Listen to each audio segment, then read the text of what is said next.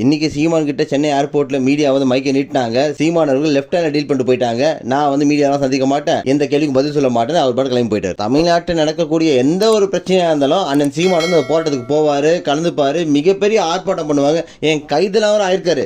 கிட்டத்தட்ட ஒரு 250 வழக்கு மேல சீமான் அவர்கள் மேல இருக்கு. அப்படி இருந்தும் அவரால் வந்து தேர்தலை ஜெயிக்க முடியல. ஏன் அவர் என்ன தொகுதிகளுக்கும் ஜெயிக்க முடியல? அதுக்கு என்ன காரணம்னு வந்து தம்பிகள்லாம் சொல்லியிருக்காங்க சீமான் கிட்ட. நீங்க வந்து ஈஸி ஆக்செப்டபிளா இருக்கீங்க, எந்த ஒரு பிரச்சனையா இருந்தாலும் போய் முன்னாடி போய் நின்றீங்க, அதனால மக்களுக்கு உங்க அருமை புரிய மாட்டேது. இந்த மீடியாவும் நீங்க போராட்டத்தில் என்ன பேசுறீங்களோ அதை விட்டுட்டு நீங்க ஏதாவது ஒரு விஷயம் மாத்தி பேசியிருப்பீங்க, அதை எடுத்துட்டு போய் மக்கள்கிட்ட போய் காமிக்கிறாங்க. இதனால நம்மளோட பேர் கெட்டு போது, உங்களோட அருமை மக்களுக்கு புரியலன்னு தம்பிகளா சொல்லிட்டாங்க. அதனால சீமான் அவர்கள் மீடியா வந்து ஒதுக்குறாரு. அப்படியே இனி சீமான் அவர்கள் வந்து அதிகமா இன்டர்வியூ கொடுக்கறது, ஊடகத்தை சந்திக்கிறது, எல்லா போட்டத்துக்கும் போய் நிக்கிறது, இது மாதிரி பண்ண மாட்டான்னு நினைக்கிறேன். ஏன்னா அவரோட அருமை புரிஞ்சுக்கணுன்றதுக்காக தம்பிகளை வந்து கொஞ்சம் பொறுமையா போங்க அப்படின்ற மாதிரி சொல்லியிருக்காங்க.